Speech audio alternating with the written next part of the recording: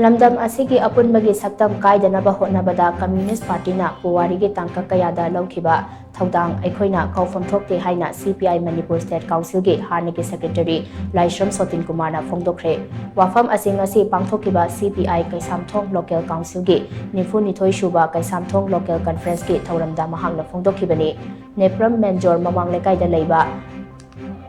Lamdam Kunja Bihari gi yumda pangthokpa thauram aduga mari leinana Laishram Sotinkumar na hai CPI Manipur State Council gi puwari da CPI Kaisamthong Local Council na achauba mafam ama kanduna lakhibani Kaisamthong gi akoibada party asigi phidam ningai oiba luchingba kaya thokki CPI Manipur State Council asi kumjalising amaga chamapan nimfu nipan gi August 16 da Kaisamthong Hodam leirakta lingkhatkibani mamang chahi gi December 16 tagi lakliba December 16 fauba chahi ama chupna leibak simba thungna pangthokliba party asigi chahi chama surakpagi centenary thauram asida Kaisamthong Local Council na maikai asomda Loukhiba Thoudang adu paudamnabagi tanja ama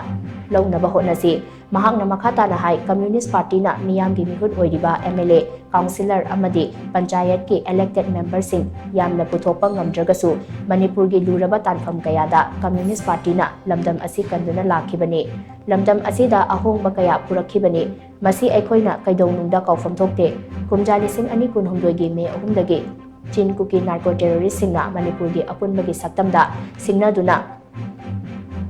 Haurakhiba irang asina Lamdam asigi miyamda achauba safu ama piri isagi iramdam asida miyoi lising humpurom lanjennaduna leiri masi yamna laibaktiba amani miyamgi damakta thengnanaba haiba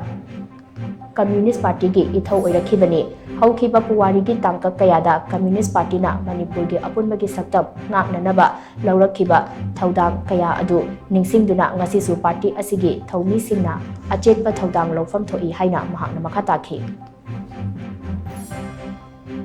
Nasidi Manipur gi luraba tangkak amani hokhiba megi tarik 2023 dagi thokhiba Loukhiba Thoudang kaya asina tonganba separate administration tonganba union territory tonganba aduba leipa amagi manglada sagatpa aduba kuki narco terrorist kambuna sangsalaiba phongdang kaya singse masi hujikti leipa asyam khudongthiba tanja ekhoi Dimapur da makhada satpa ngamdi Jiribam da koi chatpa ngamdi aduga loirana ekhoi More chatpa ngamdi aduga loi Churachandpur chatpa ngamdi ekhoi se pikhraba ekhoi tampak lam square kilometer 7 ki manungda ekhoi se ngayok chaphu manungda lemba punchi mugumna ekhoi inodale sikya sathi graba ekhoi se pura langoi san graba ekhoi isagi iramda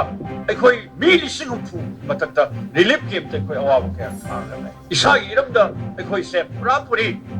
adugumba ekhoi miselo ina lemba punchi si angakba yum lising kya mai thang aduga sisi lan se masi ekhoi punangpu aduba tapakta leba miyambu koisalaga ekhoi ingaga leba sumutangka amani ado masi mamang chatasu suba aruba tanja kya singse thokta banate hojiki Manipur gi Apunbada sinareba kangbo ekhoi Communist Party na leptar thengnari ngasigi thauram aduda CPI Kaisamthong Local Council gi luchingba L Angau Hais Prithivira CPI Control Commission gi Chairman L Iboyaima THCI School amade Imphal City District Council ICDC gi District Secretary KH Brojendra na chingmana President Member oina saruk yakhi